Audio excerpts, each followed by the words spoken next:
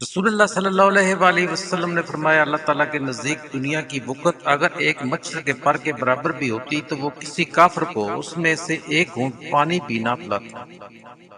حضرت عائشہ رضی اللہ تعالیٰ عنہ بیان کرتی ہیں کہ نبی صلی اللہ علیہ وآلہ وسلم نے وفات پائی تو آپ کا سر مبارک میری ٹھوڑی اور سینے کے درمیان تھا، اور نبی صلی اللہ علیہ وآلہ وسلم کی موت کی سختی کے بعد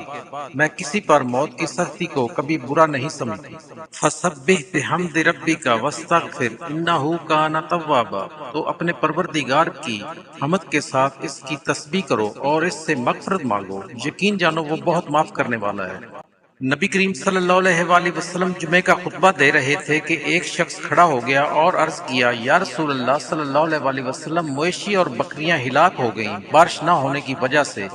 آپ دعا فرمائے کہ اللہ تعالیٰ بارش برسائے۔ چنانچہ آپ صلی اللہ علیہ وآلہ وسلم نے دونوں ہاتھ پھیلائے اور دعا کی۔ نبی کریم صلی اللہ علیہ وآلہ وسلم کعبہ کے اندر تشریف لے گئے تو اس کے چاروں کونوں میں آپ صلی اللہ علیہ وآلہ وسلم نے دعا کی اور نماز نہیں پڑھی۔ پھر جب باہر تشریف لائے تو 2 رکعت نماز کعبہ کے سامنے پڑھی اور فرمایا کہ یہی قبلہ ہے۔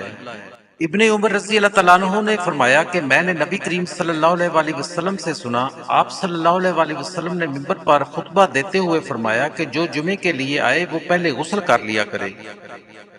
تم فرشتوں کو دیکھو گے کہ عرش کے گرد گھیرا باندھے ہوئے ہیں اور اپنے پروردگار کی تعریف کے ساتھ تسبیح کر رہے ہیں،